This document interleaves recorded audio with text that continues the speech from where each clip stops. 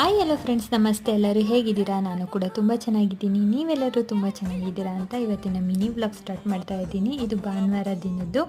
ಸರಿ, ಇವತ್ತು ಬೆಳಗ್ಗೆನೇ ತಿಂಡಿಗೆ ಅಂದ್ಬಿಟ್ಟು ಪನ್ನೀರ್ ರೋಲ್ ಮಾಡೋಣ ಅಂತ ಮಾಡ್ತಾ ಇದ್ದೀನಿ. ತುಂಬ ಈಸಿಯಾಗಿ ತುಂಬ ಟೇಸ್ಟಿಯಾಗಿ ಮಾಡ್ಕೊಬೋದು. ಮನೇಲಿರುವ ಇಂಗ್ರೀಡಿಯೆಂಟ್ಸ್ ಅಷ್ಟೇ. ಪನ್ನೀರು ಕೂಡ ನಾನು ಹೊರಗಡೆಯಿಂದ ತಂದಿಲ್ಲ, ಮನೆಯಲ್ಲೇ ರೆಡಿ ಮಾಡ್ಕೊಂಡಿರೋದು.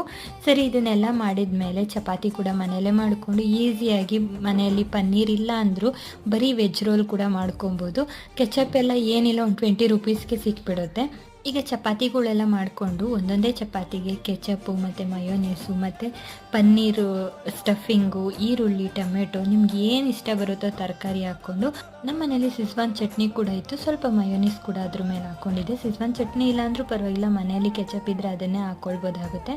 ಈಗ ರೋಲ್ ಮಾಡಿಕೊಂಡು ಮಕ್ಕಳಿಗೆ ಕೊಟ್ಟರೆ ತುಂಬ ಈಸಿಯಾಗಿ ತಿಂತಾರೆ.